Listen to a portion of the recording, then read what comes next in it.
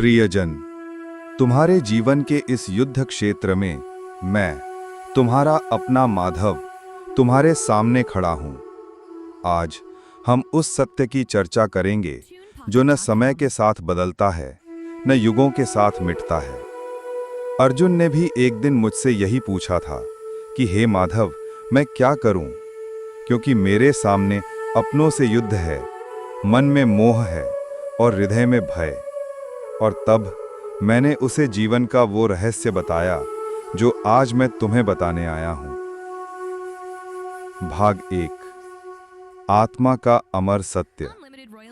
हे प्रिय, तुम ये मत सोचो कि तुम ये देह हो। ये शरीर मिट्टी का है, आज है, कल नहीं रहेगा। परंतु आत्मा, वो न कभी जन्म लेती है न मरती है। जिस प्रकार तुम पुराने वस्त्र त्याग कर नए पहनते हो, उसी प्रकार आत्मा केवल शरीर बदलती है। तो जब आत्मा अमर है, फिर मृत्यु का भय क्यों?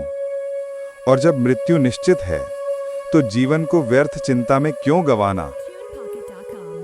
भाग 2, कर्म का महत्व। हे साधक, कर्म करना तुम्हारा धर्म है। फल की चिंता मत करो। जब तुम केवल फल के लिए कर्म करते हो, तब तुम्हारा मन बंधन में बंध जाता है। पर जब तुम निस्वार्थ भाव से केवल कर्तव्य समझकर कर्म करते हो, तब तुम्हारा मन मुक्त हो जाता है। अर्जुन, तू युद्ध कर, पर विजय या पराजय की चिंता मत कर, क्योंकि तेरा अधिकार केवल कर्म करने में है, फल में नहीं।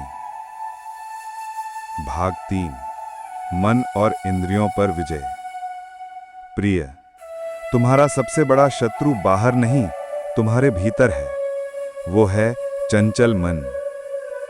इंद्रियां मन को खींचती हैं, मन बुद्धि को भ्रमित करता है, और फिर तुम भूल जाते हो कि तुम कौन हो। इसलिए अपने मन को वश में करो। जिसने मन पर विजय पाली, उसने संसार पर विजय पाली।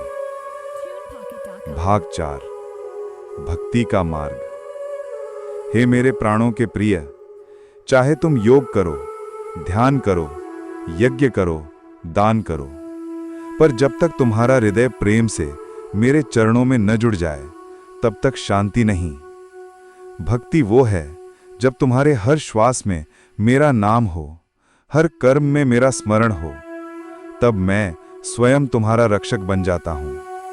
मुझ में मन अर्पित करो, मुझ में बुद्धि लगाओ, तब तुम निश्चित ही मेरे पास आओगे। भाग 5, जीवन का अंतिम रहस्य। अर्जुन, और अब तुम भी सुनो, हे प्रिय श्रोता। जब तुम्हारा अंत समय आए और तुम अंतिम सांस लो, तब केवल मेरा स्मरण करना। जो भी मुझे अंत समय में याद करता है, वो मुझे प्राप्त होता है। ये वचन है मेरा, मधुसूदन का। तो हे साधक, डरो मत, विचलित मत हो। तुम्हारे जीवन का सार बस इतना है, कर्तव्य करते रहो, मन मुझ में लगाओ और निडर बनो।